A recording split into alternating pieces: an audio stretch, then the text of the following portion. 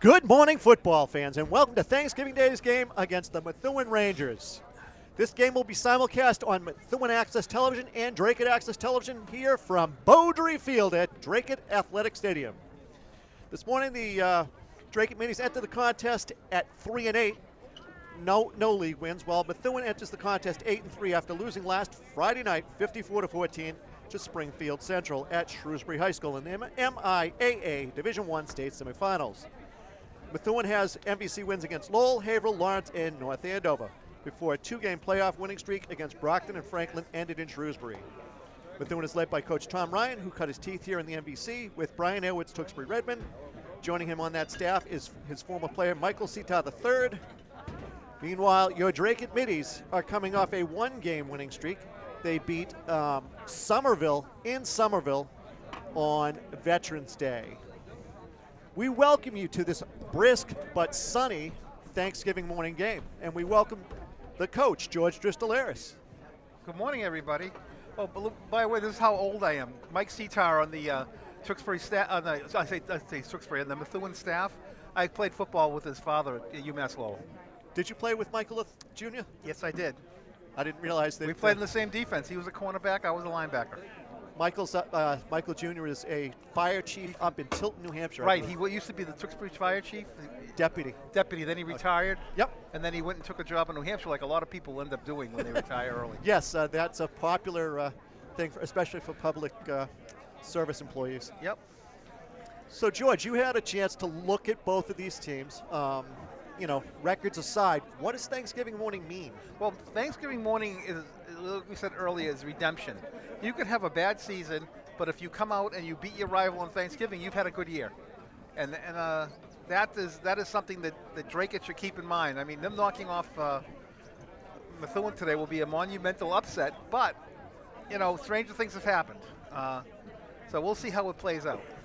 Now, it's more common in New Hampshire than at least until recently. It's more common in New Hampshire that you would have your playoffs before the championship games. Right, and before the Thanksgiving. Before Thanksgiving, championships were decided. I mean, I played in two championship games. I played in two championship games. Was on three, and we didn't. When we went to Thanksgiving, everything was decided. We were champs when we were facing Nashua. Now we became a real target when they said, okay, we beat the champs. And we're better than the champs, and it happened once. So in my time, so it's a redemption game. It's the seniors' last time to go out there and really let it out, because most of these kids won't be playing football again. This is their last game.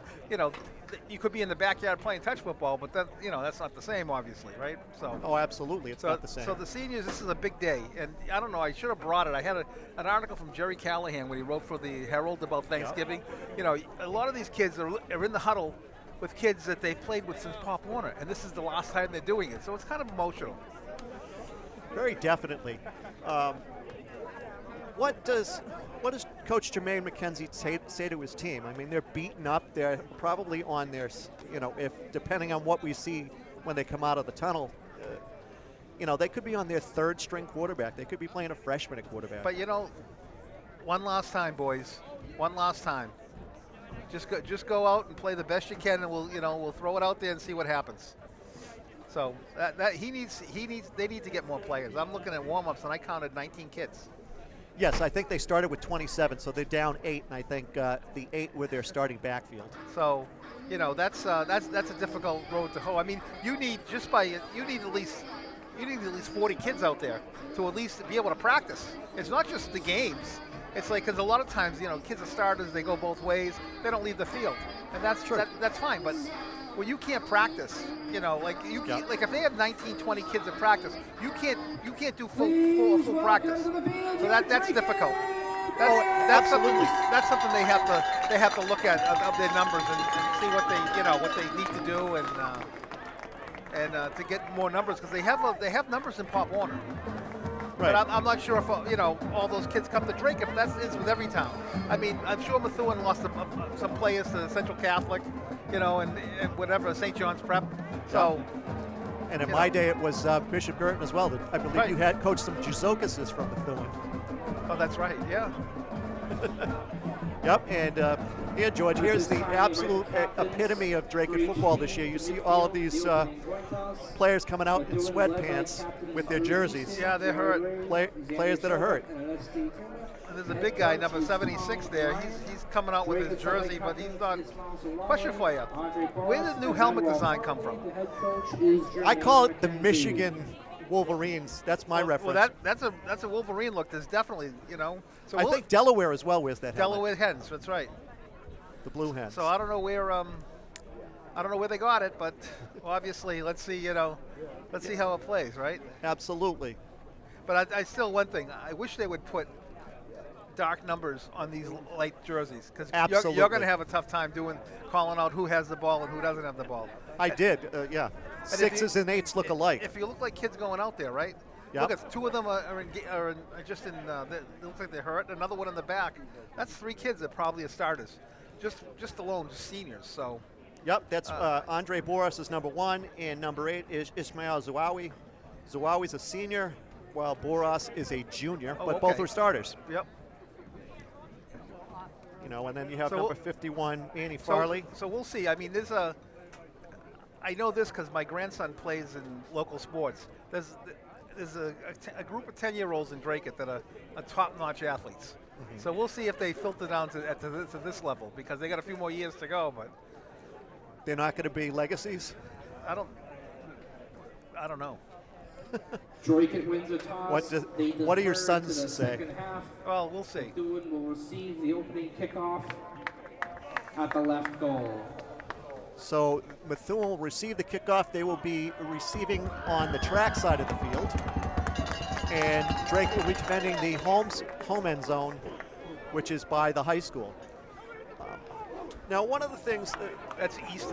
West is over there. East is over here. Just to let you know. Yeah, I keep saying I'm going to bring a compass. I just told I'm your compass today. I needed one. Once again, fans are reminded that this morning's game one of the things, Thanksgiving is Thanksgiving. It's a day to give for others. And one of the things that the Dracut High School Athletic Department was able to do, specifically with their hockey team, was donate time to the Merrimack Valley Food Bank and the Dracut Food Pantry. George, I believe your wife, Tammy, and we'll do this after the national anthem, of course.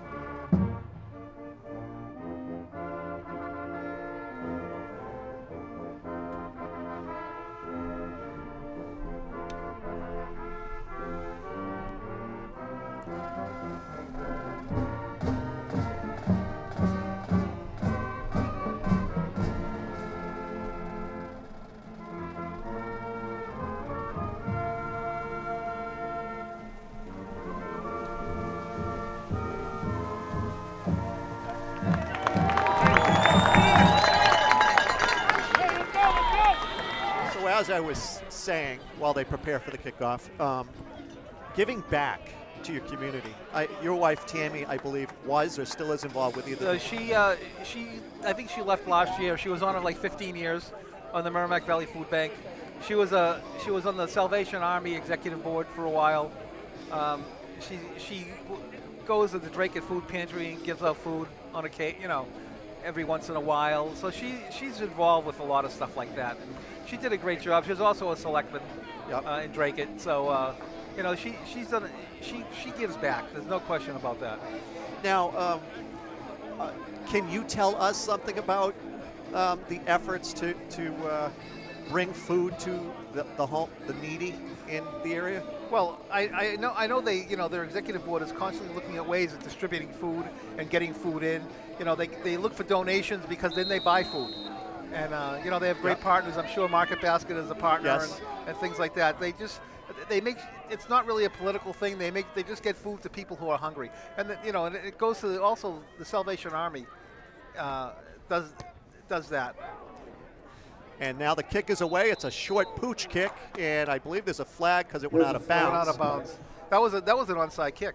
They try to get the ball.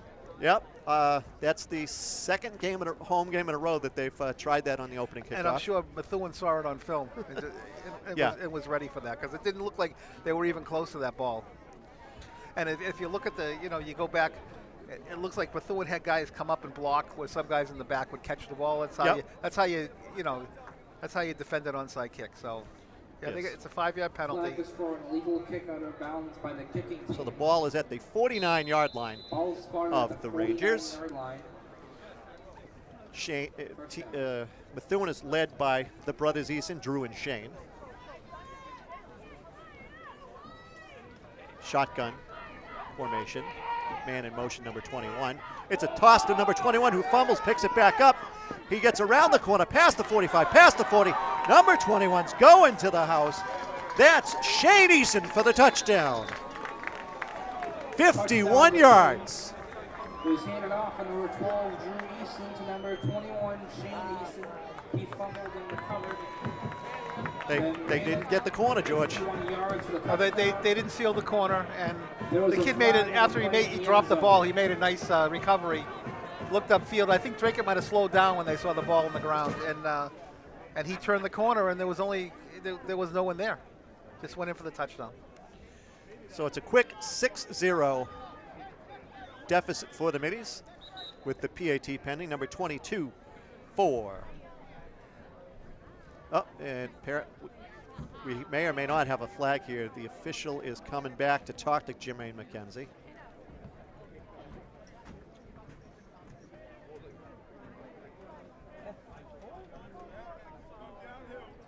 Unsportsmanlike conduct penalty against the Methuen Rangers. Penalty is Touchdown is still good. They wanted to know whether they wanted it on the extra point or the kickoff. Aha. Okay. If they march, I would march it back and make them kick it longer. And it looks like they're going to take it on the kickoff. Omar Abutel with the kick. And we have a false There's a flag on the play. neutral zone infraction against the Middies. I didn't see anybody from the Methuen line move. You're right, offsides. Offside defense. After the distance to goal, retry the kick. You would think you got to half the distance, so you're at the 1.5. Maybe you might want to go for 2, but I guess they're gonna kick it. Number 22, Omar Missouri.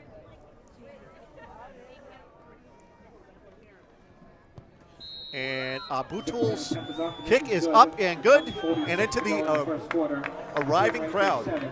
So it's with 11:46 to go in the first quarter. It's Methuen Rangers 7, Dracut Middies 0. So another inauspicious start for the Middies. George, what do we have to? What can we hope for from these Middies right now? Well, what they need to do, as far as game planning, what I would try to do is run the ball and move the clock and keep the Methuen offense off the field as long as.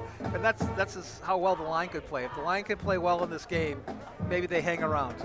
But if not, it's like we saw with the Patriots when the line let them down. We saw how Jones was running for his life. So. Yep, we need a David Andrews.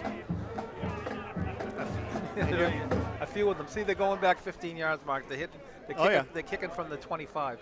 That should give Drake a good field position. But that kid booted a good extra point. Is he kicking off? Yes, he is. Okay. Number 22 will kick off. Yeah, he kicked it over the net, didn't he? Yes, he did. So that's Omar Abutul. I apologize if I'm mispronouncing the name. I would think that Drake might run some type of reverse or something off this to see if they can spring somebody. Yeah. And the ball's away. Ball goes down to the 15-yard line, which returned by, looks like, number 4, Ryan Cole.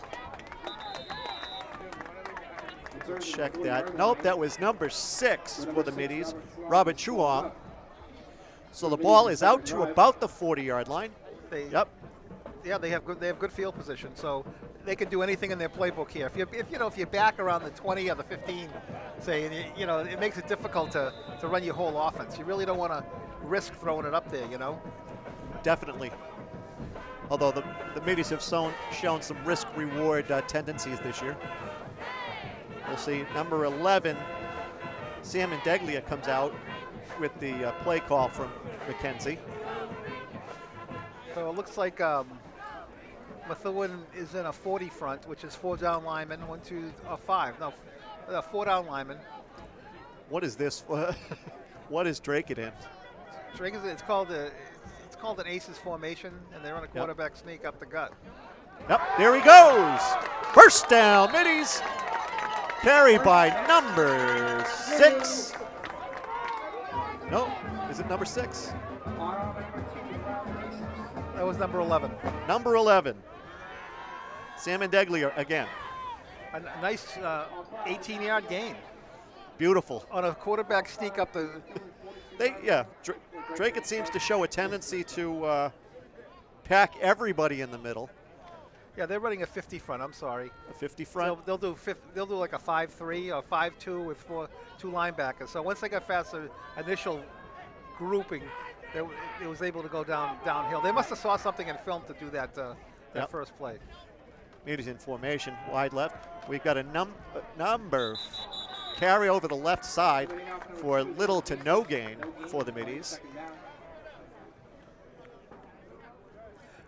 That is I saw that number 2. In warm-ups before the game, both teams have a tendency to run to the wing-back side. So maybe you set that up and you run a counter trap off that. Yep. You run to that side and you break it back with a guard pulling. Yep. The ball carrier is Israel de Jesus.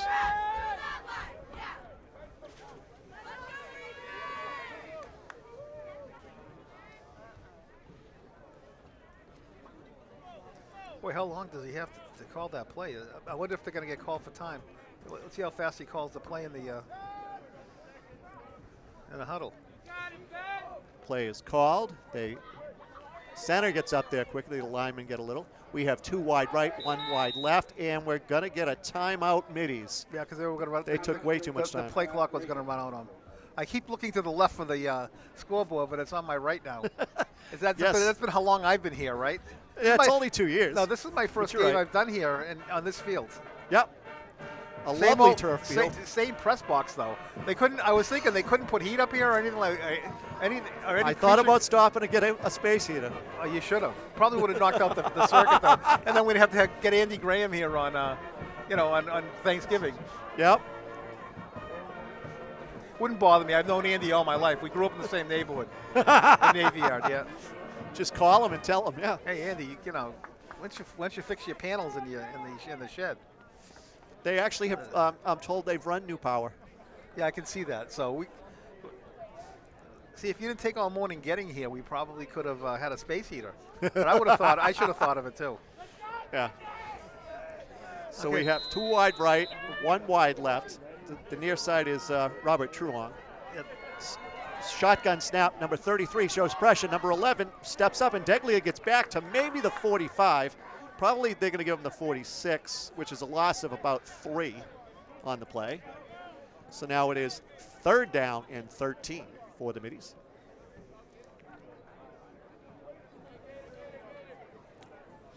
You know what I would run here? I would rather either a draw play or I'd run a screen pass. Because it looks like they're petting their ears back and they're coming, Yep, you had two guys in that backfield almost immediately after the snap. So, well, it's funny. I drove in here last week for something, and I saw them practicing, and of course I stopped to watch, right? Yes. And I'm like, are they doing 7-on-7s? No, it seemed like there was the whole team out there. Yep. There were 19 guys dressed today. Oh boy, I feel bad for the coaches in that. They better shift out of this formation because there you go. That is a legal formation, yeah. An illegal formation. And Deglia calling. Nope. Snap to the back. Oh, nice hit. Ooh, gets across the 45 to the 44. But that is still 21. 11 short. Who's 21? Number 21 for the Middies is... No, not Middies. Number 21, Shane Easton. Oh, boy, he laid him out. 5'10", 175-pound sophomore, George. I mean, fourth and giving them field position here, I think I'd punt it, or even Yes. a short, one of those fake punts, but Yep. shift out of formation and see if you can pin them. But The Mateys unfortunately forgot to call the soccer team to get somebody who could kick more than 15 yards.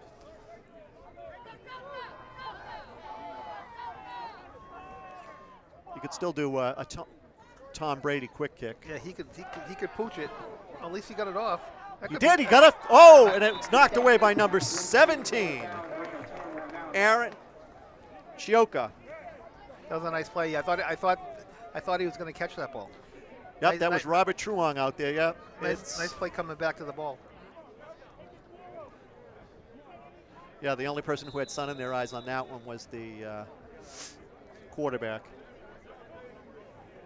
Well, the sun's right behind us, so I don't think sun's an issue today. I wasn't down the field before the game, so I couldn't really check it out. But yeah, this is a trips formation. To the left side, to the wide side of the field for the Rangers. Snap. He fakes it. He throws a screen pass to number 3, who's across the 45. He's going all the way. 2 offensive plays for the Rangers, 2 touchdowns. That one was 56 yards for the touchdown. Number 3 is Xander Silva. Just a simple receiver screen. They had really 3 blockers out there. They brought the receiver back and they pulled out the running back out there, and they also had 2 other blockers. He was not even touched. It seemed to be one Dracut defender out there. Yep, that's what happens when you have starters who are injured. We're going to get a illegal procedure, encroachment. I think it's offsides. Half the distance. And there was the far left, the far to our left, the far person, the far player on the left. Yep, the safety. It looks like number 12, perhaps. Connor McMurrow, a senior wide receiver, playing a corner. And the kick is up, and it is good. It's funny when 14-0 we can Rangers. complain about the numbers, but when this was a grass field and they were in mud by the third quarter, Yes. you couldn't see any numbers. So at least we got somewhat of. Yes, it's not the Ed Murphy days, No, so or the Dave Stecky days. Yeah, so I'll mention it to the AD if she comes up again. If she comes up today. Say, hey, look, get those white numbers off those shirts. Now, is that a coaching decision or is that a school decision? That's school. Although when I was at Girton, the coach made all those decisions anyway. Yeah. Well, he was the AD.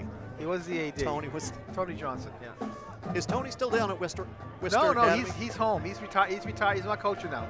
Wow. He spent a year up at Bishop Brady up in Concord. Yes. And that was it for him. So he came back, and he did a year. He almost got the Girton job back. And if he had gotten that back, I think he'd still be coaching. They had a great season. Girton did, by the way. They went to the state playoffs and went toe to toe with the best teams in the state all year. Nice. Omar Abutal with the kick away. It's a squib kick. He's taken at the 10-yard line, taking up the right hash. He's coming across the middle. That looks to be number 8, Ishmael Zuawi. So it's probably Robert Truong. Yep, it looks like Truong. I think Dracut needs to run right at them like they did that first play, not like a sneak, because Yep. the speed gap in this game is significant. Definitely. And so if what do you do? You run at speed, right? You don't run away from it because they'll just track you down. So that's what I would try to stay inside the tackles and keep your defense off the field. Actually, Very true.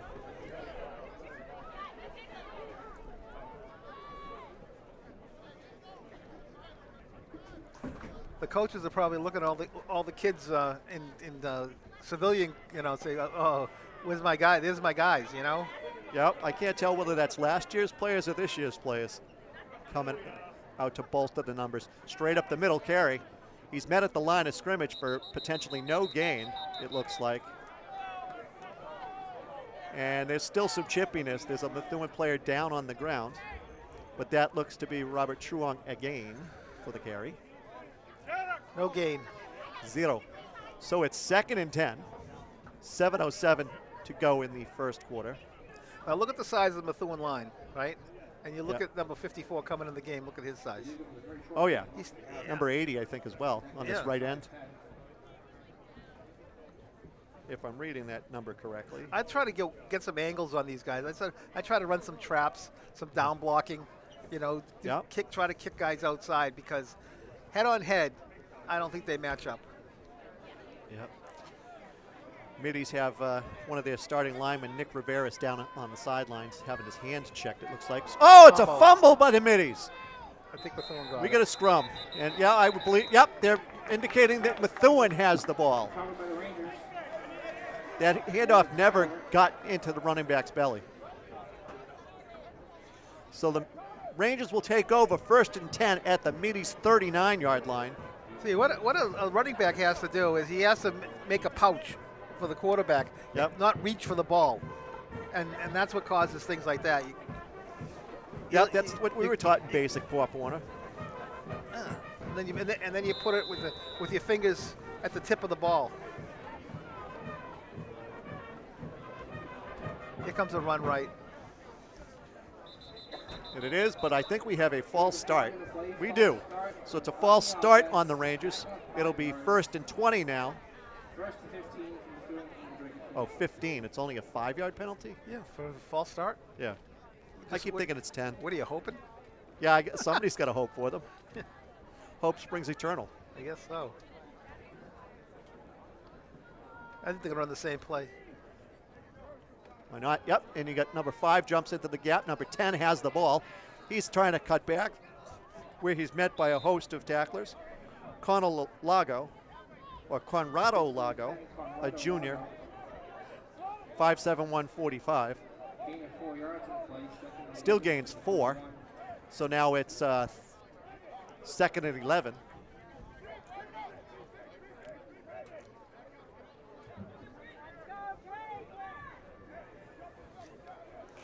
And they're going to run the same play again to number 10. He's met at the line of scrimmage after about a 1 or 2 yard gain. He's knocked back by a host of middies, led by number 50 for the middies. That's Jules Cabrera Gonzalez.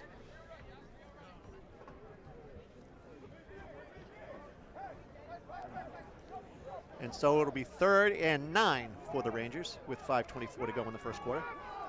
Because maybe comes that screen to the other side. Yeah, the wide side is to the near Nope. side, and it's a sweep. No, it's a quick toss up the middle. Number 6 is going to take it all the way home for the Rangers. That's Anesti Tuma. So a little trickery fooled me and fooled the Middies defense apparently. And it's 20-0 Methuen.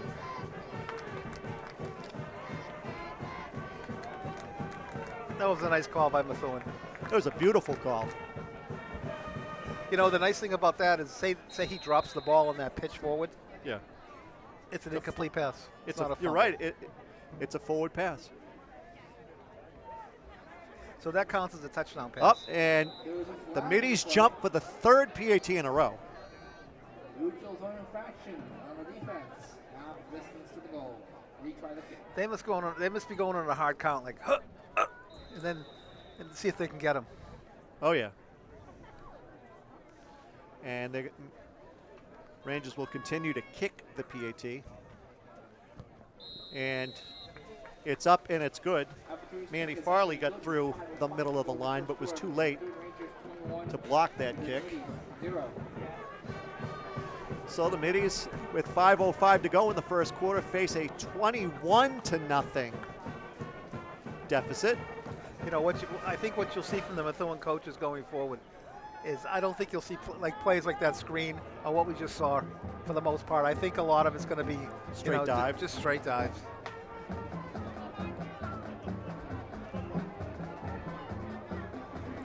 I could be wrong. I don't know about the relationship with these coaches, with each other, you know. So I don't know, you know.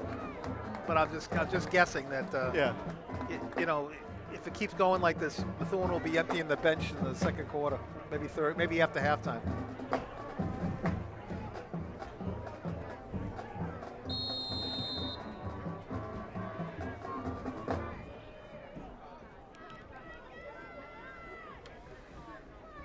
And the kick is up and away. That almost, well, that got into the, just short of the end zone, where it will be a touchback, and the Middies will take over at their own 20. I'm not sure. In high school rules, can you call for a fair catch back there and it comes out at the 20? Because at college, you can do that. You can call for a fair catch. That's a great question. I don't know. I would assume that they're playing, well, actually, you know what? They're not playing federation rules. We're playing Massachusetts rules. Right. So, that's what I was about to say. I don't know. I mean, how many timeouts do they get a half? 5. 5. I remember playing at Haverhill one year. Yep. And I was on the phones with Tony downstairs, and he goes, I don't even know if I can use 5 timeouts and a half. Yep. I was at a Division IV MIAA tournament game last weekend, and a couple of parents in the stands asked me how many timeouts were given. There you go. They're working straight up the middle. They're going to work the middle. They got to stay inside the tackles. Gain of about 6 on the play, maybe 7. If they get some good play from some of the big guys up front, they can maybe get a couple first downs, run the clock a little bit. Yep. You know, and then, but I think when they go outside and they try to pass down the field, the speed factor really kind of hurts them. Definitely. And as we said, there were only 19 guys dressed, so it's the same 11 both sides of the ball. Yep. And it's a quick handoff up the middle again. He gets over the 35. Nice play. To about the 38-yard line. It looked like Robert Truong again.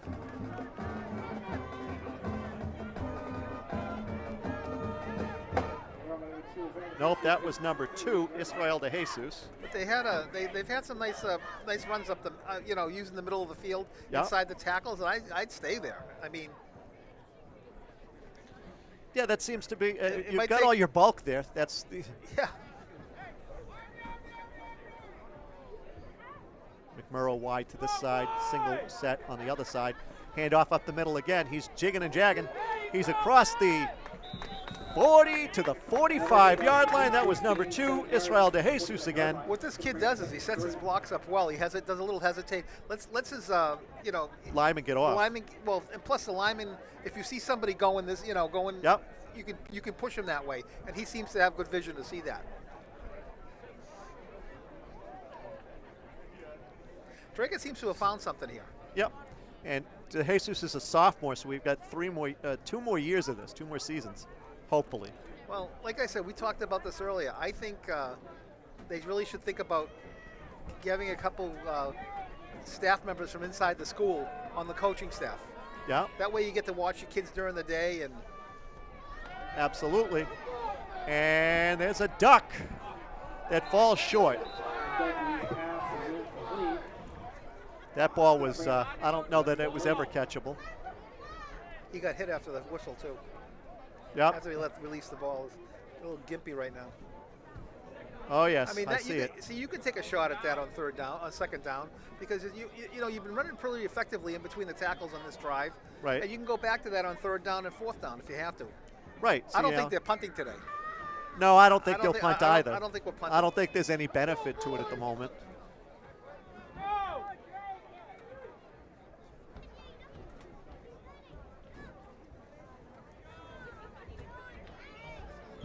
Matter of fact, I don't even see Eddie Otino dressed today. He is usually the Middies kicker, number 20.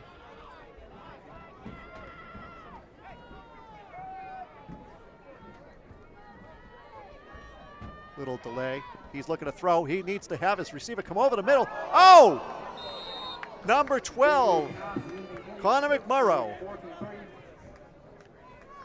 is unable to corral that pass. And so it'll be 4th down for the Middies. I'd like to see a middle screen here. I don't even know if it's in the playbook, but a middle screen or a draw. I wouldn't throw the ball again. the Methuen defensive backs are all over the pass receivers. Yes, I agree with you. There's not much juice in that arm. Well, here we go with the funny formation, right? Yep, same funny formation. They come up to the line. He's going to sneak. He's going to try and sneak. Oh, and they get a nice push. First down, Middies. Ball should be at about the 49-yard line. Oh, I think we're at the 50. First down, Middies. And on that carry, it looks to be number 7, Stephen Apollinaire. That's the quarterback. Was that Truong again? Number 11. Number 11. Aha. It's Sam Adeglia, the senior tight end safety. He's not a quarterback by trade then, huh? No. The best quarterback I've honestly seen on this team is Emmett Collins, but I don't think he's dressed. Number 5. You see him on the sidelines at all? I don't, actually. And they go in power right on first down. That's a quad formation.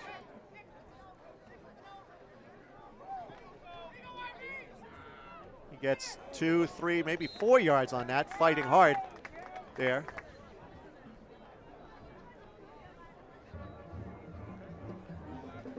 Nice little screen pass in the quad formation. See, if you throw the ball downfield, I believe in college rules, if you throw the ball downfield, you know, if you throw the ball behind the line of scrimmage like that, linemen can release downfield without being. Yep. I think you can do the same in high school as well. So they got the bunch formation again. 11 goes from under center, and Degler goes from under center to right end position, and they're going to do the looks like a rugby scrum to me. And the pile keeps pushing and pushing and pushing for a first down for the Middies. It's the best play today. It is. That's like 30 yards. Israel de Jesus. That's like 30 yards on three quarterback sneaks. So that is a very, I'll tell you, George, that's a very popular formation for the Middies. They were bunching them on the right side for most of the season. Joe Judge lost his job at New York for running a quarterback sneak on the 10-yard line, 3rd and 11. Yep.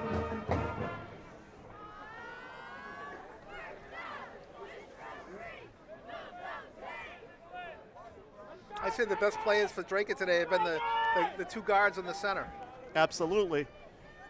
2 on the right, 1 on the left. He's back to pass again. He throws a quick screen, and it's intercepted by the Rangers. Touchdown. He's going all the way. They can't change direction. Number 7 takes it. Aiden O'Shaughnessy with the 62-yard touchdown. So, George, they didn't listen to you. It's now 27-0 Rangers with PAT pending to end the first quarter. Or at least it looks that way. The clock was down to 0. It's apparent to me that Methuen will score every time they get somebody in the open field. Yes. So, I say close your splits and slug it out inside. See what happens. Yep.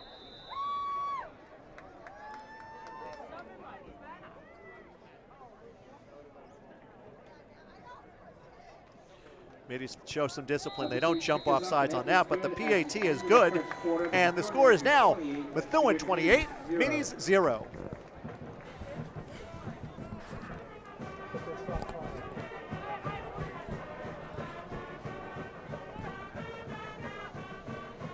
And so this will be the start of the second quarter for both teams.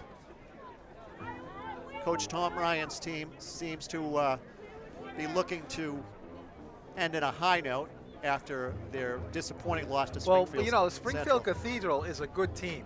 They are, They're number 1 in the state. And they're playing St. John's Prep in the Super Bowl. That'll be probably the best game of the year. No doubt. I will probably be down there next Friday night to watch Grafton play Duxbury, which is another good program. Shawshene Tech has the... Yeah, I think Grafton has the 8 o'clock game. Shawshene Tech has the 5:30 games. What division is Shawshene Tech? 5 or 6? 5, I believe. 5. My nephew is associated with the Grafton High School football team. They're Division 4. Okay. So you have 3 games on Friday night and 5 games on Saturday, George. Yeah, well, the Patriots are playing Thursday night. Playing tonight in where are they? Minnesota. Yep. So they won't be around for a while, you know. Nope, they'll be playing next Thursday night in Foxborough against the Bills, and I believe they're bringing back the throwbacks again. So Pat Patriot is coming back. Yes, like your hat and my hat. Yep.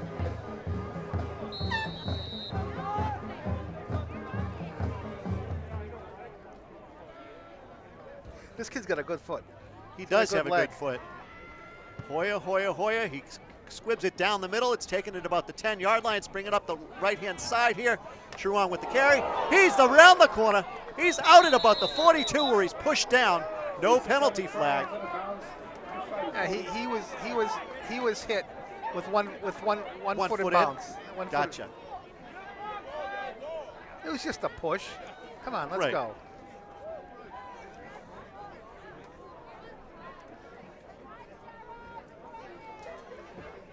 So the ball is out to the 36-yard line, 1st and 10 for your middies.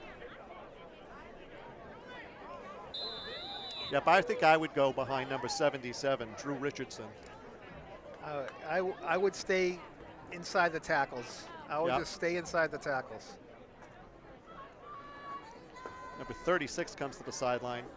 John Muhoro, a freshman running back. Did you see the hit down here to spring him loose on that run a little? I Yes. mean, you can get your brains beat in a game. Oh yeah. But you can always take one out on somebody else. Oh, absolutely. That's what's great about football. That's the good thing about being a big brother too. Yeah. And straight up the middle, Truong tripped by number 50. He had a hole. He did have a hole. Get those knees up, son. Kareem Rajah, a senior, 5'10", 230 pounds, no position given. Get those knees up. D-end. Definitely. They always teach you a high step. At least Coach Murphy and Coach Stecky used to run that.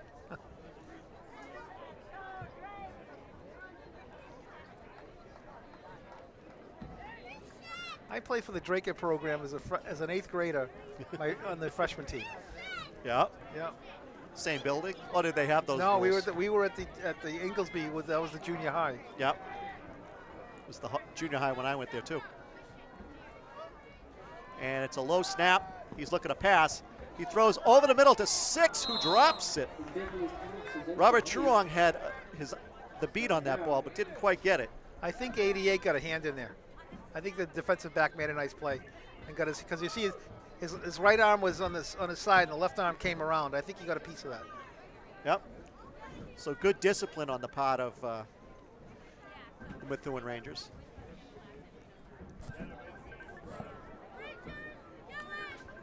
My daughter. Alexis, Dad, we'll call you back later. Yeah.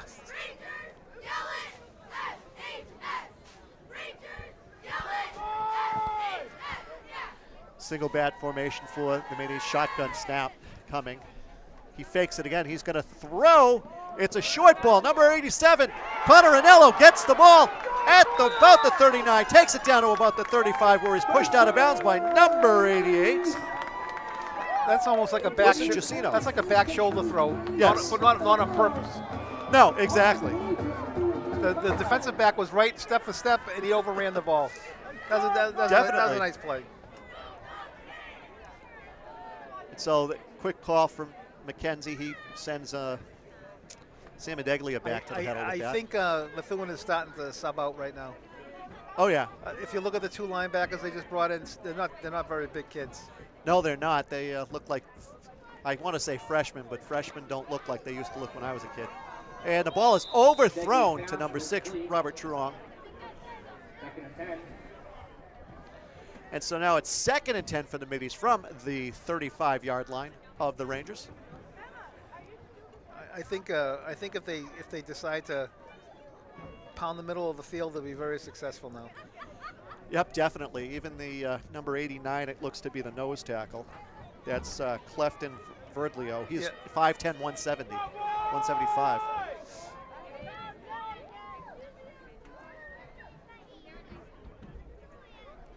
And the snap. They get some. Oh, that's a fumble. Minnie's got to jump on that. The whistle was blown. That's apparently an incomplete pass. They better check his shoulder. So Sam Indeglia drops back to pass, gets hit in the motion.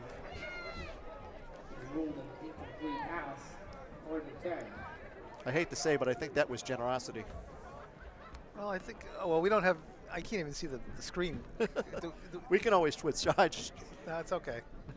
You're all set up there. You have all your papers and. Oh, it's easy to move.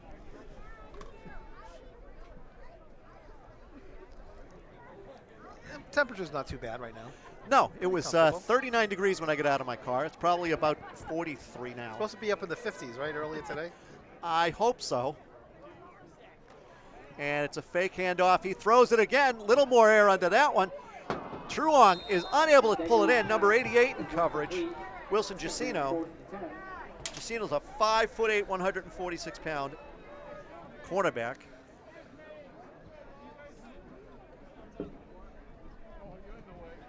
He's a junior, so finally guys who are closer to my size.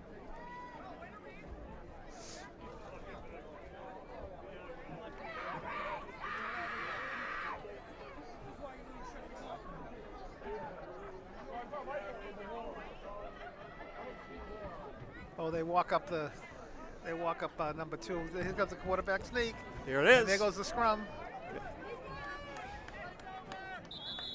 Methuen ball. The win ball, 4th down, does not get you the necessary 10. So Tom Ryan's squad will come back out here on offense. Looks like Manny Farley is hurt.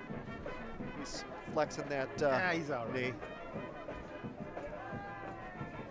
He'll walk. Let's walk it around. Just walk it off. Look at number. I can't even see the number with the pink socks. Oh yeah. You know why he's wearing pink socks? I'm sure. So his mother knows where he is in the field. Yeah. It's number 50, Jules Cabrera-Gonzalez with the pink socks. Still wearing them after the month of October's celebration of Breast Cancer Awareness Month. Well, maybe he had a good game, right? Could be. And you keep wearing them, right? You don't Right. change. I mean, you got the bright blue cleats of one of the defensive backs, number 20, Eddie Atheno, looks like. Might be reading that wrong. High snap. He's throwing a screen pass to number 6, where he's tackled and out of bounds. Nice play. Very nice play. Pass from number 12, Drew Eason to number 6. So Eason remains at quarterback. Yes, that is Eddie Atheno, number 20. 7 and 35.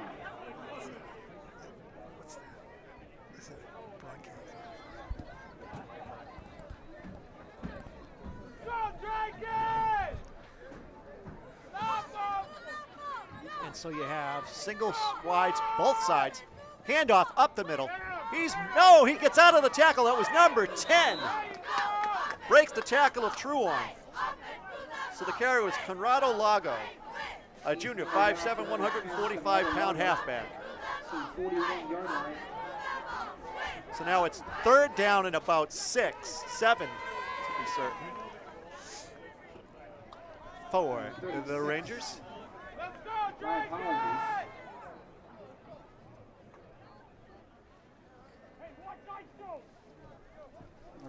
And a toss sweep.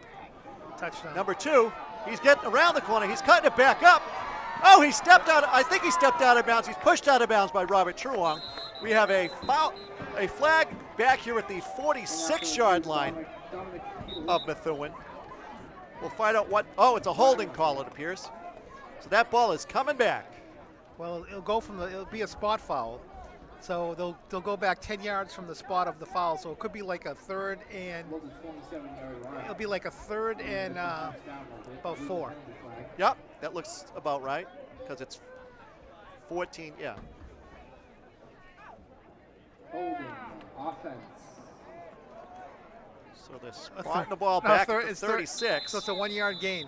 Yep, 10 yards in the start that of the one. foul, brings the ball right back to 36 the needs to get just inside the 42, so it's, I'd run the same play. so would I. 6. I'd If run they're it not going to stop I'd it. run it to the other side. I'd run it wide. Yep, you got some more room that way. And so Easton remains in shotgun. He hands it off to number 10, who goes up the middle, cuts it back. He's met at about the 40-yard line by number 66 of the Middies, Josh Kuza, a sophomore. 4 yards. Looks like Methuen's going to punt. Okay, let's see who the punter is. 4th and 1. So that's one thing that Dracut leads in this game. Number of punts. They haven't punted yet. That's true. Well, we'll see if they punt or they. Omar Abutul back to punt. He's probably got a good leg. He's the kick. He's the kickoff guy, right? So, Yes, he is. Yeah, so he has a good leg. And the Middies are back at the 25, awaiting his kick. Snap is a little high, no pressure. He boots it straight up in the air. Let it go. Let it go. It's going to go out of bounds. Oh. Rolls out to about, looks to be the 30. Let's see where they mark it. Yep, he gets it out to the 30. It was. Now there's a whole bunch of Dracut kids down there. Did you see what the Dracut coats on? Are those graduates from last year? It's got to be graduates from last year. They look. I'd dress them. Get them in there, right? Yep, actually I know it is because the gentleman in the woolen hat is Jake Pine. Okay. Or Jake Pinn. He's up at St. Anselm's College playing a sport you're familiar with, George, baseball. Yeah, I'm a little. He was the quarterback last year for the Middies.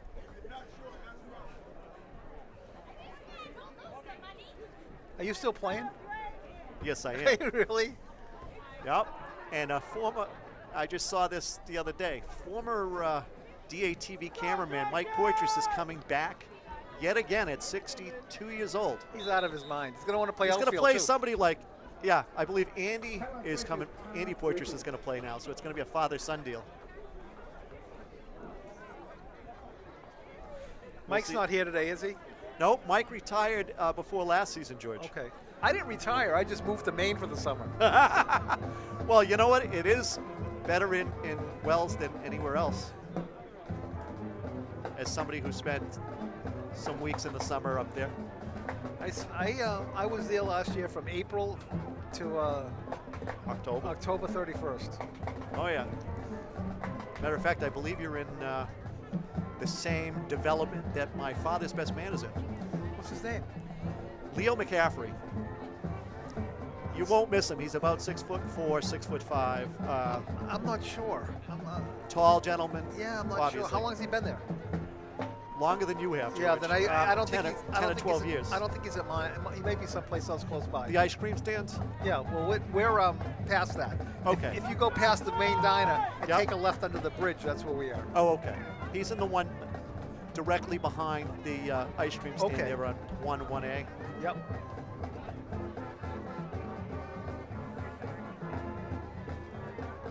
We're actually selling our place in Wells, and we're moving to a new place in Arundel.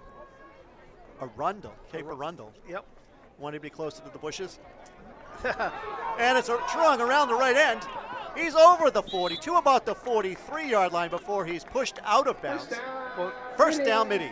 well, as we, as our grandkids get bigger, and we had Yes. them all up there, we had no room for anybody. So that's when we decided to get a bigger place. I'm going to bite on this. How old's your oldest grandchild? He's 11. Already? And Trung again, this time right up the middle. He's met and he's pushed back by number 56, There's 10 of them. They span from Jarrell Espinal. 11 to like 6 months. Oh, Alexis has a 6-month-old. No, up No? to the year-old. My son Aaron Yes. has a baby girl. She was born in June, so she's Yeah. 5 months old, 4 months old. Congratulations, Thank Aaron. you. I hope you're getting some sleep. Oh yeah, I'm getting sleep.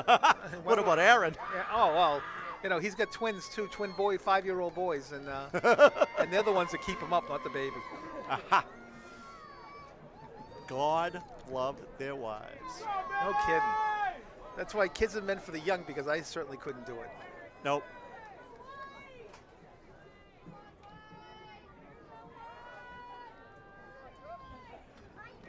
fake to Truong. Screen pass out to Conranello. That ball is forward. So it's an incomplete pass, which is a good thing because Anello went down to one knee to catch it, and he would have been down at the spot.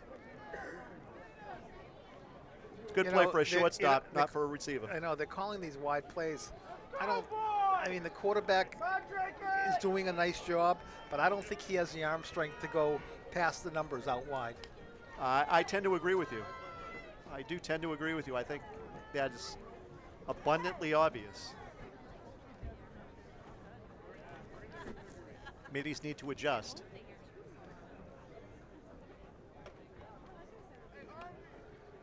Now look how far wide the receiver is. He's past the 40. He can't catch the ball out there. Nope. He's almost 30 yards off the ball. Absolutely. I would go around that side. Oh, and it's a... Oh! Incomplete to Anello. Again, he had a jump ball situation and size. He just couldn't pull it in.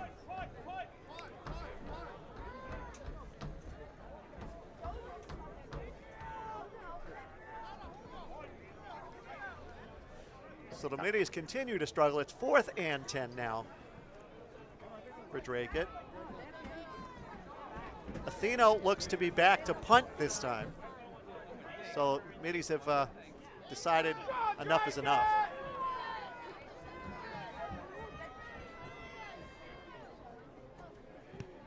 And the ball is up. It's short. It's going to be taken at about the, oh no, he let it fall. Manny Farley down to the 30. You got to let it go. Maybe. I agree.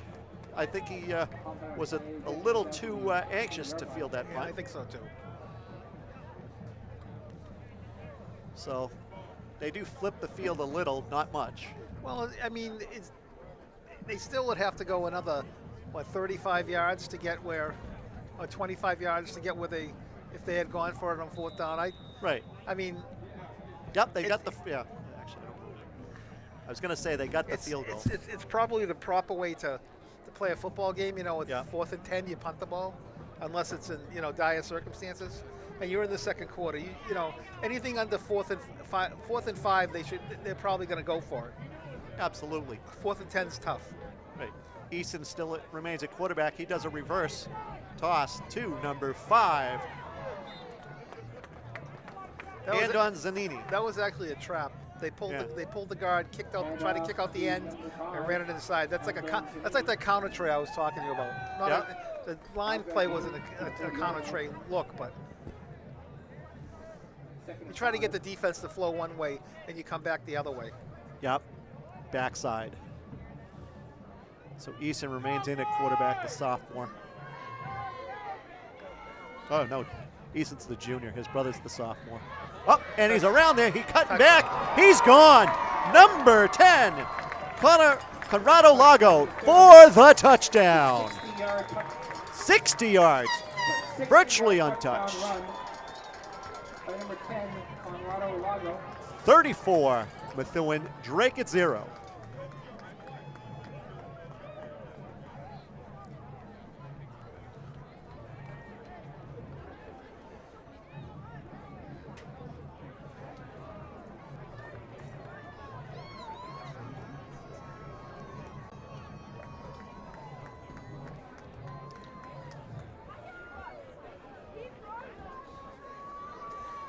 Look across the field, Mark, and it looks like they're putting together a second team to go out there. Oh, yeah. Omar Abuchul. That's good. And the kick is up and good, so it's 35-0 Rangers here with 5:09 to go in the second quarter. Yes, it looks like the young gentleman you and I were talking about, Mike Sitar III, is down there assembling a defense for the Middies. You know how I met Mike? Oh. A friend of mine got me into a community theater deal. so I met Mike was playing in Les Miserables, and I was in the choir or whatever they Yeah, they call choir, it. chorus. The chorus, yeah. And I met Mike there, and he goes, "My name's Mike Sitar." I said, "You have a father who played football at ULowell?" He goes, "Yeah, my dad." So it was Mike I knew. So I knew I had met all three generations of Mikes. Mike Sita Sr. was, of course, what I refer to as Big Mike's dad. And Michael's late wife, Melanie. Yeah, she was a great person. Yes.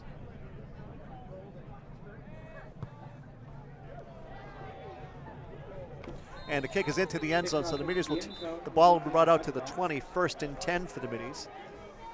And actually, young Michael, we'll congratulate young Michael. He is just promoted to the Bedford, Massachusetts Fire Department. He's following in the family tradition. I thought he was a cop at BU. He was. Okay. He must have went to the academy then. Must have. Good for him.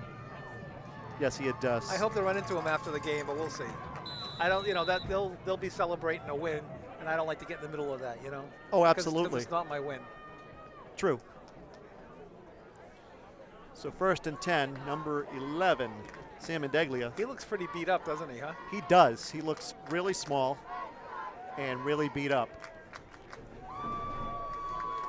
It's a shame. I see Josh Gagnon with the hood pulled over his head, that they can't get him to come in and play, but no one wants to risk that college scholarship. What other sport does he play besides? He's playing at Western New England College. Yeah. In lacrosse. Okay. Or as I'm referring to it, Western New England is now Dracut West. And that ball was taken straight up the middle to about the 22-yard line, maybe the 21. We'll see where they mark it. 20, almost a 24. Look at that. Almost a 24. Wow. They've gotten some. They've actually did pretty well in the middle of the field. And the Methuen starting defense isn't there anymore. True. Number 73 looks to be leading that defense right now. Jonathan LaBella. He's 6'1", 260, so it's not like they have small guys. What the class is he in? Is he a junior, senior? LaBella? Yeah. He's a senior, 6'3", 300 pounds. He's probably he's probably going to, being a senior, he's probably going to stay out there a little bit, wouldn't you think? Yeah. And that ball is taken across the 24 to the 25-yard line, where it's down, and we got a Middie injured. He can't seem to push himself up, so this could be. That's his right leg. He's grabbing his calf. And they're looking for the trainer.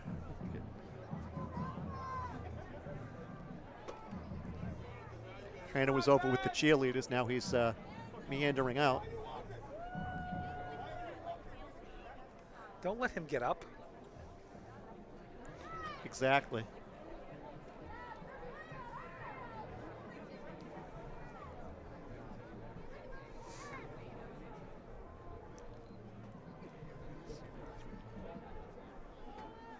So LaBella is, my correction, LaBella number 73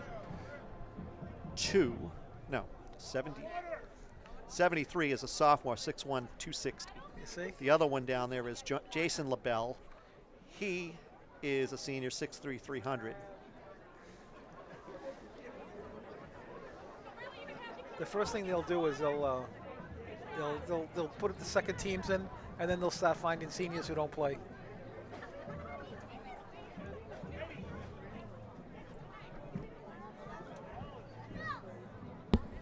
Yeah, it's it's a great thing to have your players get some time, especially if they weren't seeing much of it anyways. I think it's his right knee. Help him off. Israel De Jesus is the injured Middie. Hopefully they are able to stretch him out.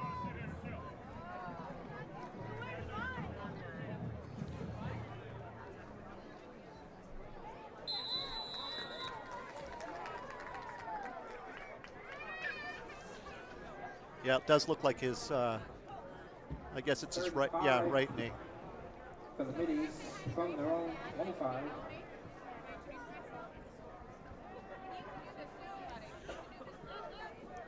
So 3rd and 5 for the Middies. Man in motion on the right side. He cuts it back up the middle. He's going to get maybe to the 29-yard line before he's stopped. I bet you they go for it here. I think at this point, why not? Ball's at the 29-yard line. I was correct. Number 91 looks to be in the middle of the line. 4. Pete Simmons, 5'9", 240. Simone is an E on the end of that. Yeah, he's a little fire plug. Oh, yeah.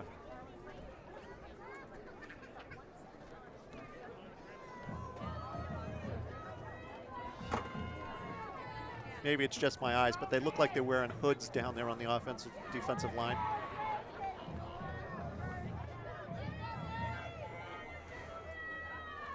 And they're going to wait. He's across the 30. First down. Due to 35, so gain of about 6 on 4th down for a first down in the middies. He gains about 7 yards on the play. Gets to the 36-yard line. So you're right, absolutely. Methuen has their backups in there, and they're being a little more cavalier about playing. Now you have 2 athletic trainers over here on the side looking at Truong. Israel de Jesus. Power right. And, yep, Truong gets around the right end. He's up the 40, past the, about to the 48-yard line. They're going to mark him out. At about the 50-yard line. So with 2:03 to go in the second quarter, Middies have 1st and 10 from their 48. Now you got 2 wide right, 2 wide, no, single wide right, 2 wide left. Up, might have been a false start there. They're not going to call it. Truong goes back up the middle, gets across the 50, maybe an inch or 2 beyond that before he's stopped for a 2nd and about 8 yards for the Middies. The Rangers are cycling in their players. And Deglia goes back out there, number 11. Jersey's now out of his football pants and down to his. Here we go. Wide left again, 2 wide right, handoff up the middle. He's going to go around the edge. He's going to cut it back up. Truong's across the 45 by a couple of inches. We'll see if they give him to the 44. Yep, 44-yard line.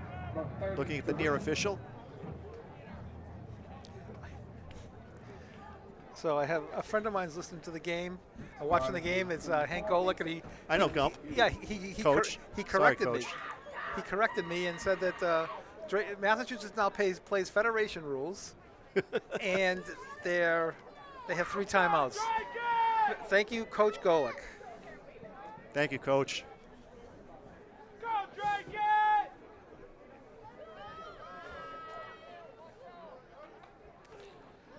And quarterback keep him straight up the middle. He's across the 42, about the 37-yard line, it appears. First down, Middies. Well, they've got 20 seconds left in the half. I'm sure hopefully they want to score, right? I would hope they want to score. Just got a timeout here. Yep, so Middies called their 2nd timeout of the half. They've got 1 left. Thank you, Coach. I guess that's that was their 3rd and final timeout. But you know, but the clock does stop on a first down, so you still can work the middle of the field, get up behind the ball, and spike it if you want to do that. That's true, and I should be able to look at the scoreboard. It's in Memorex that says there's 0 timeouts for the Middies and 3 now for Methuen remaining. Methuen doesn't need them.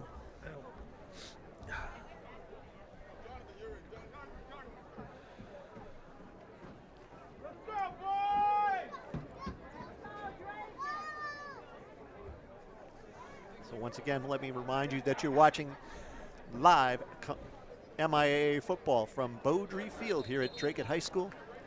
You're watching it on DATV, channel 22, datv.org, or the YouTube channel for Dracut Access Television, which is simulcast over in Methuen today as well.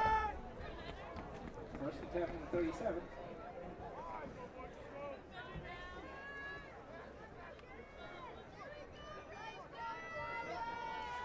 And it's a toss. Truong throws a incomplete pass to number 11, Connor Indeglia. Samuel Indeglia. My mistake. So there's some sort of razzle-dazzle. There's the Tom Brady play. and he looks his age every time he goes out for a pass. Yes, at least he didn't fall down. Oh, he did last game. Then he got a penalty for tripping. Yeah, I'm talking about Samuel Indeglia. Oh, please. We'd like to also acknowledge our sideline cameraman, the director of Dracut Access Television, Mr. Gary Muse. Did he get trained for this? Did he get trained for this? Did they clear him to use the Well, equipment? you know, I'll comment to that in a minute. And Indeglia is back to pass. He lets it fly. Oh! Truong had it.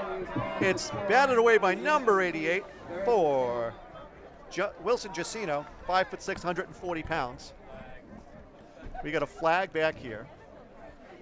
So yes, I'm told that I know for a fact that Mr. Muse trained my parents on how to use the video cameras in the infancy stages of Dracut Access Television. Gary was, of course, 5 at the time. But Well, I remember the old days when Mikey Poitras used to have us be down. We used to get him away from the cheerleaders because his daughter was cheerleading. yes. We got all the sideline shots of his daughter. It was great. Oh, yeah. Keeper for Indeglia. He's cutting it back up the middle. He's going to get to about the 35. Ball is out. 1 second left. Number 33 with the fumble recovery. That is Alice Guzman, the senior 6'1", 185-pounder. It's halftime. And it's halftime here at Beaudry Field, where your Middies trail 35-0 to the Methuen Rangers. We'll be back after the halftime performance by the Dracut High School Marching Band. At this time, please direct your attention to the field, where we'll have 2 halftime shows today. First, we welcome the Methuen High School Marching Rangers to the field for their halftime show.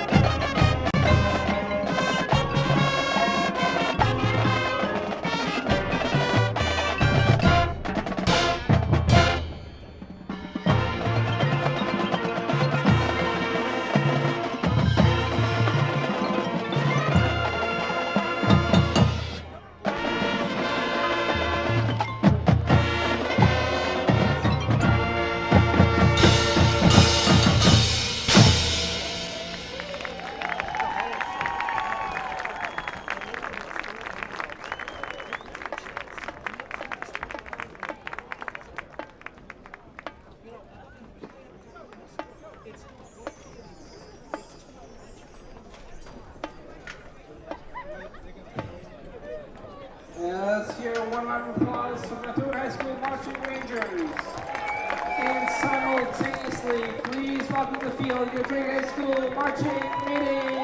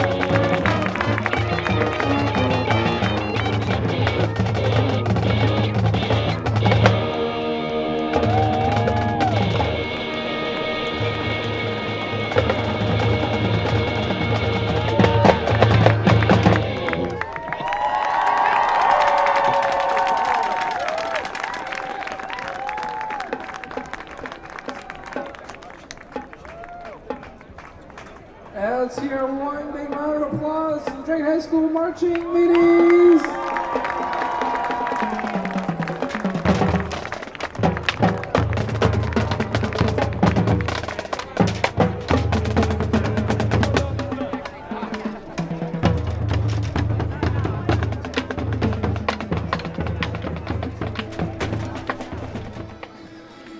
Good morning, fans. Welcome back for the second half of Dracut High School football. You're seeing the Thanksgiving Day game between the Dracut Meanies and the Methuen Rangers. At the half, it's Methuen 35, Dracut nothing. George, what did you tell your kids in the locker room? I would the tell coach. just go play hard. You know, for a few of them, it's probably their last time playing football, and make it memorable. That would be my message. I have to agree with you. Now, they don't have a lot of seniors out here now anyway. No. But for the seniors, I tell them, look, this is your last. You've got 24 minutes left in your high school football career. Make it a good one. Do the best you can. I wouldn't sugarcoat it and say you have a chance to win. Yep. And the kick is away, and it's deep, taking it about the 4-yard line by, looks like, Truong. He's across the 20 to about the 24-yard line, perhaps, where he's taken down by number 34, Matt McCormick. Return by number 6, Robert Truong. So, and I'm correct. Looks like they're going to give him the 25-yard line, so it'll be first and 10 from the 25. You can run all your stuff from here. Oh yeah. So we'll see what they came out with. If they made any adjustments. I would stay in the middle of the field. I would not play to Methuen's speed. Because I still even the Methuen's second team they're fast. Yeah. So it's shotgun formation. Quick handoff. Quarterback keeper. Truong's taking it around the right end. Left end, I should say. He's met at about the 27, the 28 by Number 11, Indeglia. That's the speed I was talking about. You know, they Exactly. They got the corner, but they just couldn't get up the field. Corner and strength. 3 yards dropping to the 28-yard line. Second and 7. And so it'll be 2nd and 7 for the Meanies here.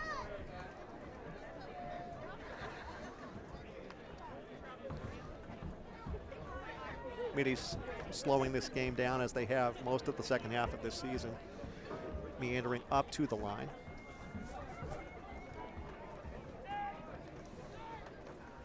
And straight up the middle for about 4 more yards. Looks like he's going to be out to about the 33-yard line, maybe the 34. Israel de Jesus on the carry. It's good to see him back in the game. He came off the field limping. Yes, he did. Indeglia looks to have a little more mobility. Maybe I'm wrong. And there's a player that they can probably build around. He's only a sophomore. Oh, wait a second. What are we doing? They blew the play dead. I don't understand why you would. I don't think he was on his knee. I don't think he was on his knee.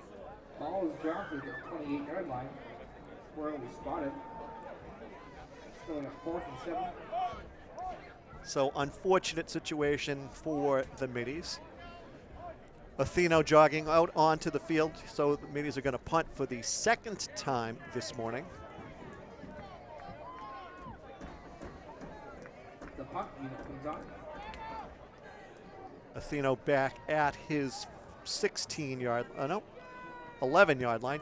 A left-footed kick this time. It's a wounded duck. And Manny Farley's going to down it at the Dracut 49-yard line. Maybe nope, they're going to mark him out at the 48. So quick 3 and out for the Middies here on Thanksgiving morning. I don't understand that the ball was in the ground. He picked it up and advanced it, and they blew it dead at that spot. I don't get that. Right, I don't either. I don't see how you could, with 2 guys, neither of whom were on their knees. I'm checking to see if Coach Golick. Coach, if you're out there, please text and explain this to me. Sent me that rule.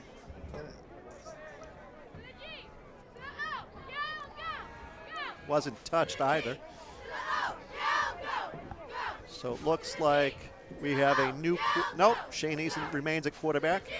Toss around the right end by number 2. He's across the 45-yard line, perhaps. Yep, they're going to mark him out at the 45-yard line. Number 2 is Dominic Kaluli. That actually was played better than than I thought. It looked like they had. If he cut it up instead of went wide, I think he had a big gain. But he didn't, and so it was a nice little 2-3-yard gain. 3 yards gain. Yeah.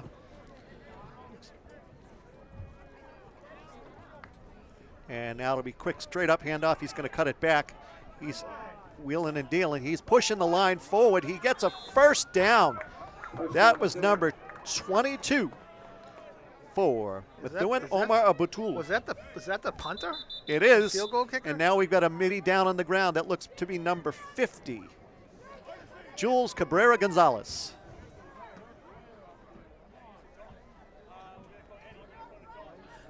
Sophomore. Yes. Dracut, who's here? They apparently have a very young team. Yes. Freshmen and sophomores. For those of you who don't know, the middies and actually. Did they have to cancel their JV schedule? JV and freshman schedule for this? There is no freshman team. There is no freshman team. These are freshmen are sitting on the varsity sidelines. Oh boy. And it's my understanding that quite a number of schools are unable to field a freshman team these days. They don't want to fund it. Yep, too hard to fund, too expensive to fund, and too hard to find opponents now. That was great development. Instead of throwing freshmen in with the older kids. I mean, you're a freshman. You're 14 years old, correct? Correct. Right, and you're a senior. You're 18, maybe 19. Yeah, So at the oldest. So you have kids playing with men, basically. Yes, Boys absolutely. playing with men. That wasn't. That's not the greatest situation to learn the game. No, not at all. Number 18 on the keeper. That was Adam Harrington, the junior, 6'1", 170-pounder, looks to be playing quarterback now.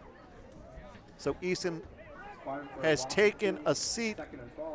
That was a nice play by the inside tackle. I can't see his number. Looks to be, I think it's number 77, Drew Richardson. Yeah, he's over the tackle, over the guard. He's in a 2 technique. And here they're going outside. Up, he cuts it back inside. He's gone. Bye-bye. No closing. Oh, no, he's pushed out of bounds by number 11. Number 11, Simeon Deglia. Gets to him inside the 10 at about the 7-yard line. They ran that same play to the opposite side, and the back stayed outside, and he ran out of bounds. This time he cut it up, and then that's what I saw before. First and goal from the 2 from the 6. Yeah, and Deglia showed some speed there and some desire.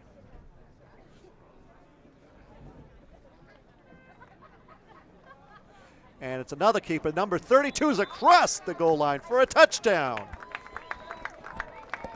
Touchdown Methuen. Number 32, McKeel Lumsden. By number 32, Makai Lumsden. And so the route continues. It's now 41-0 for Methuen with a PAT pending. Shane Eason comes back into hold on the PAT. Oh, Drew Eason. Not to be confused with Tony Eason. What did somebody say about Tony Eason once? I think it was John Hanna. Said he. Oh, the kick is blocked by the middies. Number 51, Manny Farley. Manny's the one who made that play in the backfield. Last time through. That's somebody you can build around too. He's a junior, offensive and defensive lineman. Well, he's getting plenty of experience in this game. Absolutely. He goes over to talk to the graduating seniors. We got Josh Gagnon over there and Jake Pinn, amongst others. Nice jackets, though. They are nice jackets. They're about as hard to read as the jerseys, or a little harder to read than the jerseys sometimes. Yeah, but they're the white numbers. Paula, come on, let's get some dark numbers on those shirts. Please, and this thank is you. my first game in like 2 years, right? Yep. And what do I say the same thing I said 2 years ago. Yes, you're right. Absolutely. But that's okay. The field is awesome. It's an awesome venue. I'm surprised they didn't host any playoff games because they have the field, the lights. But the only thing is, Dracut doesn't have a highway. Yes, that To is the get here. complaint from every friend I've got. Let it go. They're going to let it roll That's through a the nice- end that's a zone nice for a job. touchback. Kickoff to the end zone for a touchback.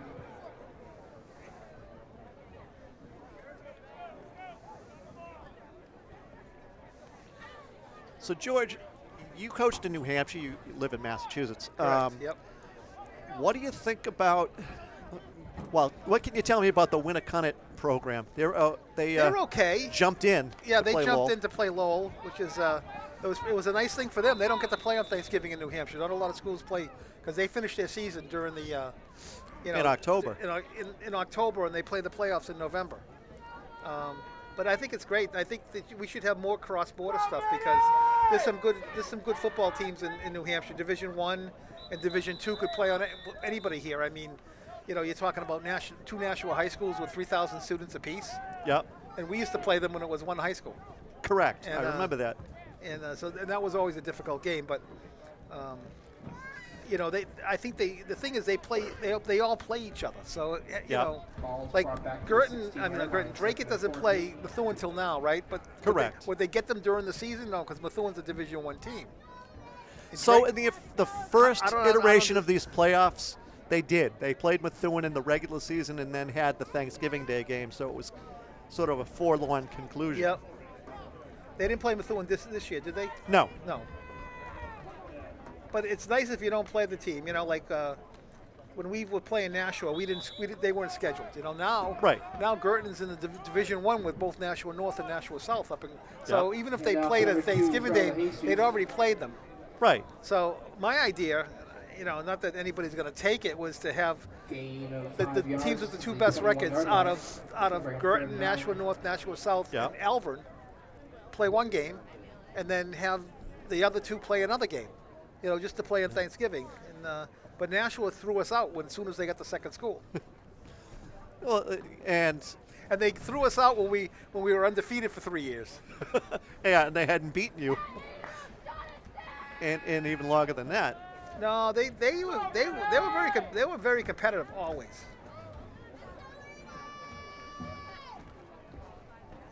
Quarterback keeper up the middle. He's across the 25 to about the 26 of the 27-yard line. Quarterback keeper by Daglia.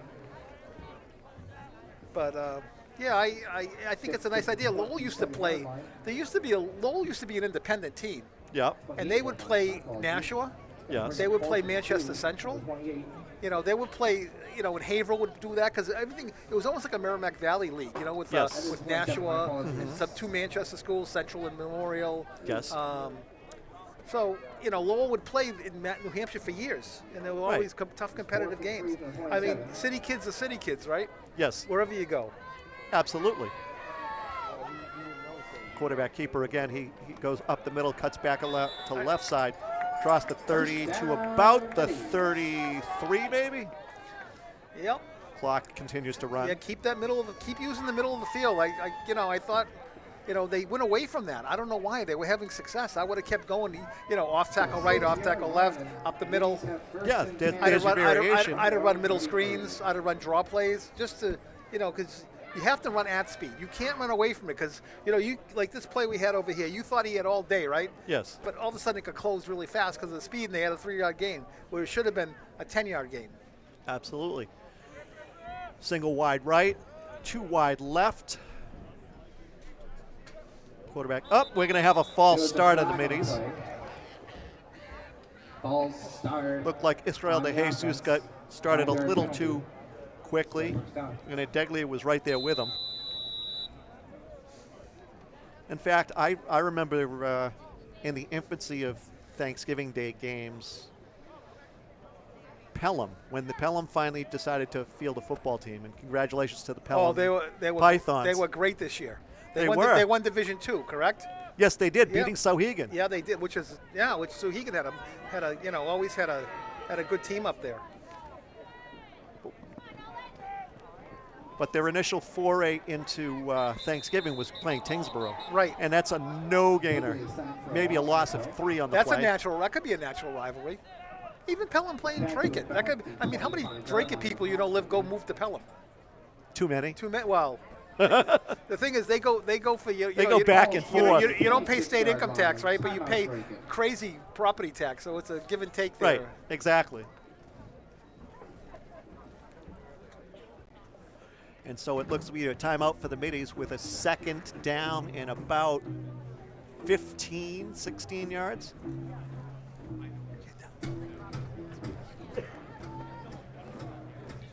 So the bigger question, though, George, the reason, and for those who don't know,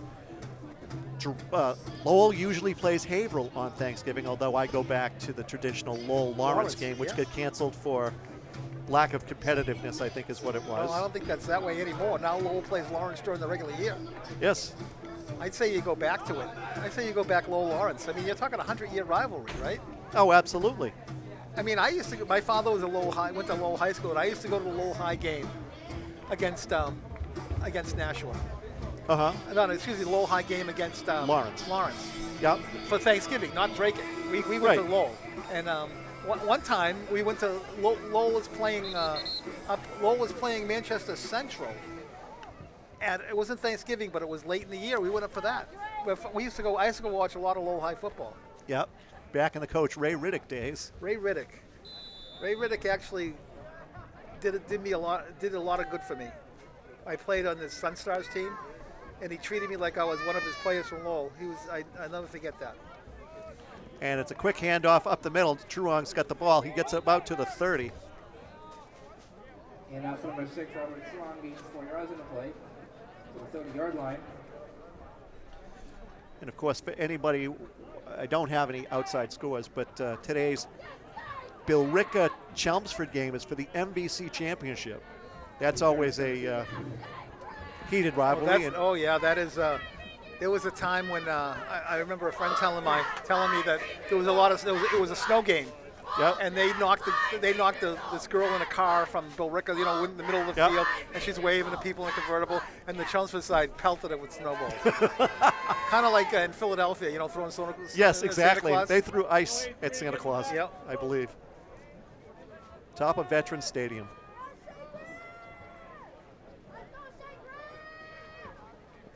And it's a keeper. Yeah. He's up the middle. That looks to be Truong. He's across the 35, maybe the 36-yard line. Run by number 11, Sam Deglia. Gains 6 yards, gets to the 36-yard line. So it looks to be 4th and 6 for the Middies. I don't know if they do And this. They haven't showed it, but I would look for some type of RPO, run pass option. Yep. Because the line blocks the same, and it's the quarterback who's reading, and I would go heavily on the run because, You can't disagree with that. No, you can't. Their speed is too much on the And outside. now he's 36. It looks like. John Mahoro is out here outside the numbers. On the opposite side, you got 2 receivers outside the numbers. It's cut back. He's going to get across. It's not going to be a first down there. Foot short. I think it's a yard short, but that was number 11, Sam Deglia. Ball is marked down at about the 42.5-yard line. First down. Okay. He gains just enough yardage for Middies. First down.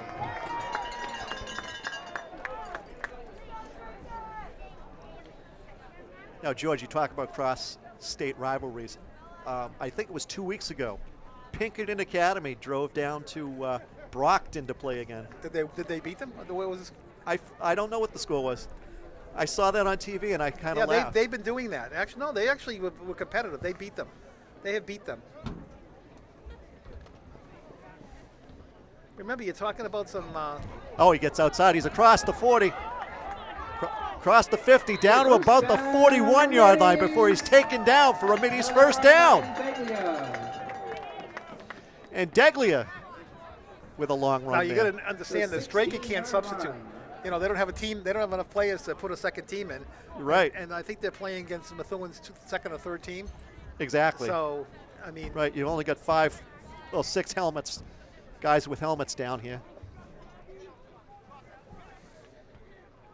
So keep running it. Keep running with pace.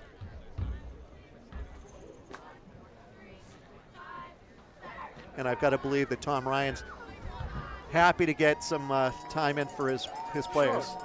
I would at the fourth quarter. I put my seniors back for just a little bit. Oh, ball's on the ground again. They got to get that snap up. Definitely, it's been a problem all year. See, I'm coming into this game fresh because I haven't seen any games. Yes. I try to do some research yesterday and today to see what. Watch all the tape. Yeah, Max Preps has tapes of games, but those are just highlights. You need to see sometimes you need to see an all 22 to see what they're really doing. Oh, absolutely. And the snap's low again. It's fumbled. It's recovered by the middies, I believe. I think he's got it. But he lost another 4 yards on the play. You just have to go to the local access station to watch those tapes. Loss of 3 yards. Oh, and speaking about my wife, she's also on the board of DATV, you know. Yes. I did know that. I saw the annual meeting notes. You should come to that. I just became a member. Really? Yes. You've been doing this for 2 years for DATV. I know. Somebody named Muse said, "Why aren't you a member?" What did it cost you? $10, right? Yeah. That's not bad. Money well spent. I think we just paid for the first time in a while because we always would win a membership for the year. And Daglia carries it around the end. He's going to get to the corner, gets back to the original line of scrimmage. I'd go for it here, obviously. Where it's 4th down, and that's the end of the third quarter where it's Methuen 41, Dracut nothing.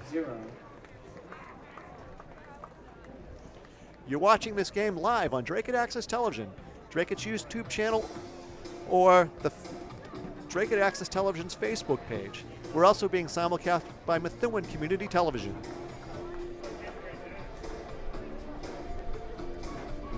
You know, I thought it might have been better for Lowell to play Timberlane, but Timberlane's right in the middle of the playoffs in New Hampshire. Yes. And they probably playing. Are they playing Saturday?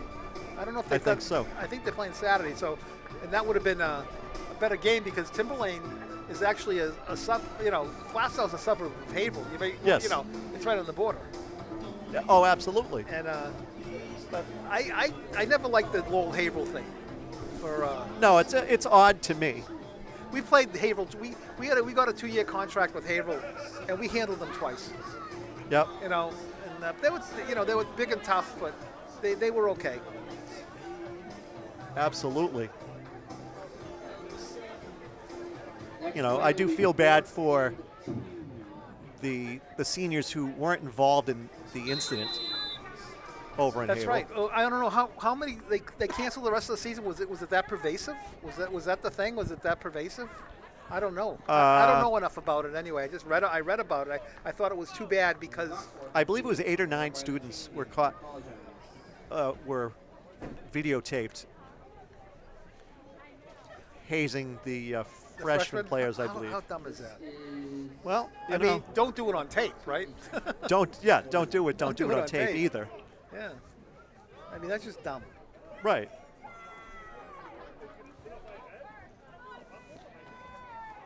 And that is a carry by Simondeglia up.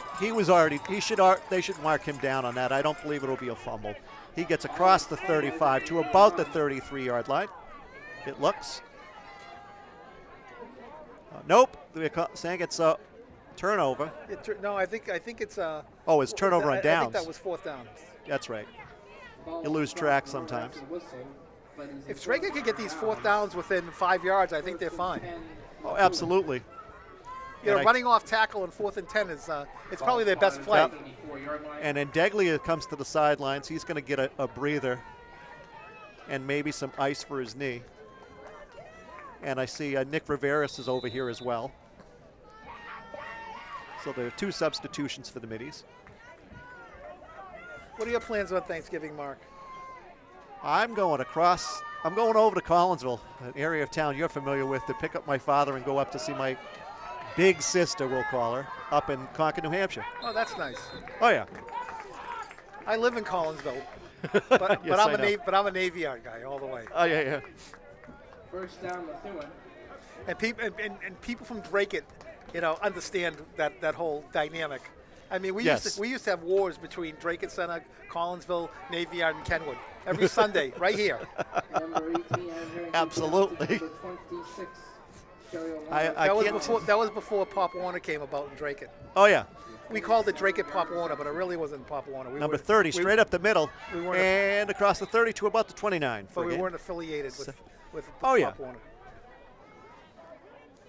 That's true. There are always those rivalries. I mean, Tewksbury plays Methuen in football this morning, Second and 2. and a constant rehash of cross-league rivals. But if you ask somebody from Tewksbury, 20. you've always got the hockey games on Silver Lake. That's right. Pick-up hockey. Now, Tewksbury and Wilmington are doing their 900th game today. Yes. Seems that way. That's almost like Ohio State, Michigan, in that they do hate each other athletically. Oh, absolutely. Because they work at the same places, the same market baskets, and Absolutely. 18 on the quarterback keeper. He is going to be tackled, we hope, for a loss. He's dropped at about the 30-yard line, looks like. you can say one thing about them: they're playing hard, they're trying, they're playing hard till the end. Which is a great thing.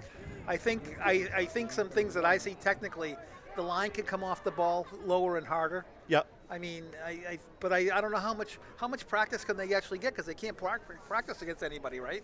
Right, you got 19 kids. You Yeah. can't have a full line unless you're going to put the coaches down there with a helmet. You wouldn't mind that sometimes, trust me. But Yes, well, no doubt about that.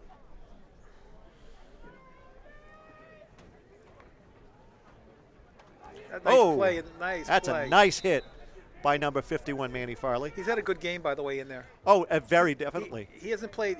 I mean, the Dracut line has held its own today.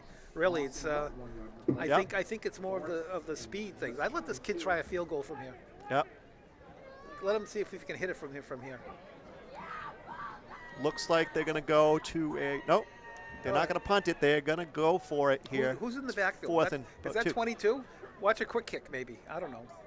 It's 33 is the back. Is that 22 or 33? 33, Alex Guzman. Okay. Then they're going to run the ball here. They're going to run right. 18 is the quarterback. Yep. And he's straight up the middle for the first down before he's met by a host of middies inside the 25 at about the 24-yard line. They use their wingback as more of a blocking fullback type person. Yep. So wherever he is, that's where the ball's going. For the most Freshman part. Nick Taborda on the tackle there, number 40, with a host of other middies. Imagine playing as a freshman in a varsity game. I could never have imagined that in my day. Yes. I mean, I had playing as a sophomore was difficult enough sometimes. Yeah, I couldn't even play football as a senior. I was still too small at 5 foot. At the beginning of my senior year, 5'6", 120 pounds. And so he gets down to the 15-yard line where he's bet by number 59 and number 50 of the middies. Number 59 is Ben Boateng, and number 50 is Jules Cabrera Gonzalez, who's back from injury. Yeah. At the conclusion of today's game, the annual presentation of the Methuen JC's Memorial Trophy will take place on the field. This is the 60th anniversary game. JC's past president, Dan Dodson, will present the trophy to the winning team, which will be Methuen, who now lead after today's game 30 to 27 to 3 in victories. So it just shows you. Dracut hasn't won this game for a little bit. I think it's Nope. been a few years, but it just shows you what a good nice tackle. Nice tackle. Nice form tackle too, George. This will show you how good Dracut football was. Jules Cabrera on the tackle there. That was a nice play. Yeah. Yep, Dracut, I believe, had a 7 or 8 game lead at one point. Yeah. Now it's a 3-game deficit. Dracut needs kids to play football. Correct. And one of the big ways to do that is to have somebody on the staff in the school on a daily basis. Absolutely on that. And I think they're missing that. The staff just comes in after school. Yep. Definitely, they come from the Public Works, the Fire Department. Number 69 on the carry. Gotta love that. Isn't that Braden Delaney, a senior, 5'4", 170 pounds. See, that's they got him a carry, a senior, his last game. Absolutely, and he gets a handful of high fives over there. And he got a 3-yard gain. Yeah, sure, why not? Every kid wants to carry the ball. I mean, you were a lineman, but did you always want to be a running back? I was a running back. You were? I was a quarterback as a freshman, and then they put me on defense after that. I got a similar situation. We had a blowout going against, I forget the team, and they put me in at fullback and gave me the ball 3 times, and I got like 13 yards. Yeah, I think back to the era when I played, Kenny Barron was a lineman up until his sophomore, junior year, and that's inside the 5. That's a crashing. That was a nice hit. He just had to wrap him up. Exactly. That was number 86. Jario Morales, I guess, is on the ball carrier. 3rd and 1 from the 4. 3rd and 1 from the 4.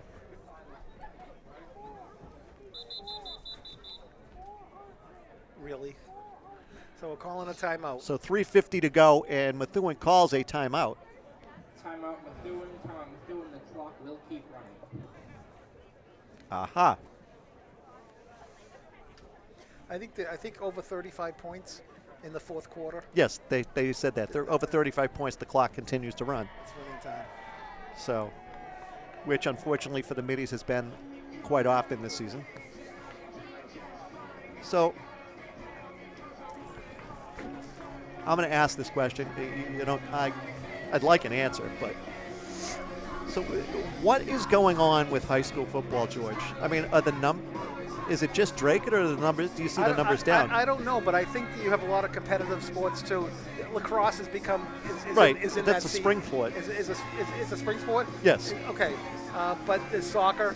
There's a lot of new sports. Not new, but there's a lot of competing sports, and I think it's a lot of families are afraid of their kids getting concussions or being hurt. I think injury is a big concern for some families. Yep. But maybe around here it's like that. But I think around the country, California, Texas, Ohio, those Florida. I think football is a preeminent, one of the preeminent. Oh sports. yes. One of the things I'll tell you, George, is that I read the MIAA fall meeting notes. They approved flag football as a high school sport and 7-on-7. Okay. Well, I even know I work. Somebody I work with at Moderna. Their son plays frisbee football, and it's an accepted sport at the school. They play other schools. I think that was on the agenda as well. I don't remember what the vote was on that. 18 at quarterback. He takes the snap. He hands it off to the senior again, who's met for a loss. They're trying to get him in the end zone. Yep, number 50, Manny Farley. He's had a good game, boy. Oh, absolutely.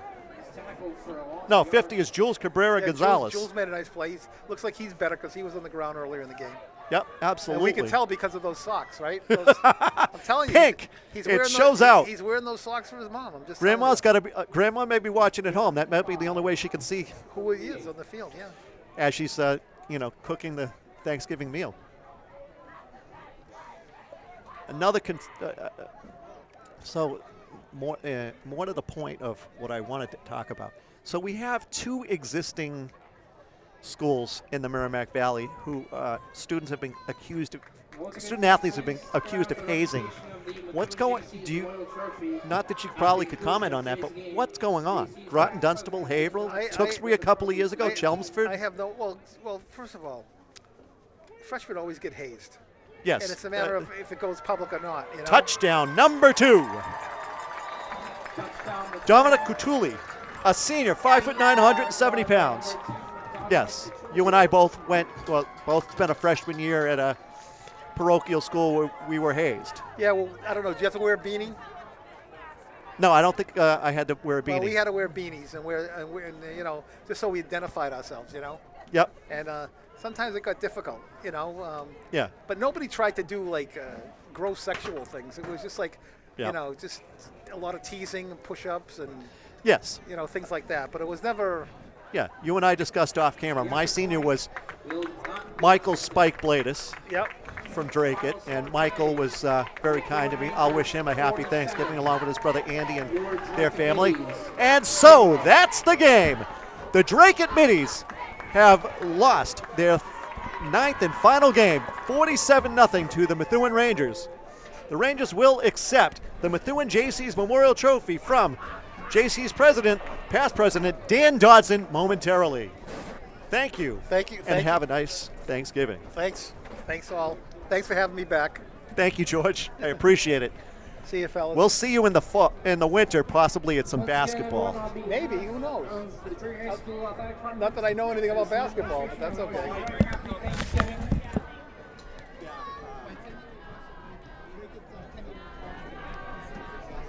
Please fans, stick around for the presentation of the Methuen JC's Memorial Trophy by JT's past president Dan Dodson to the winning Methuen Rangers. The series now stands at 30 wins for the Methuen Rangers, 27 wins for the Dracut Middies, and 3 ties.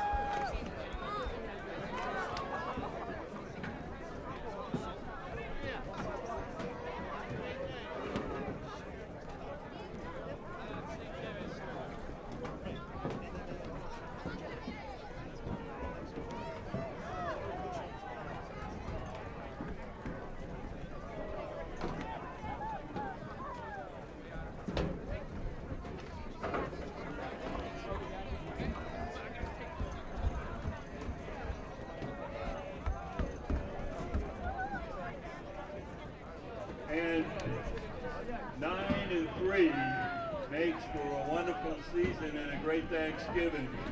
And remember, when we check through the records of the greatest teams in Methuen history, 2022 is going to be right there in the conversation.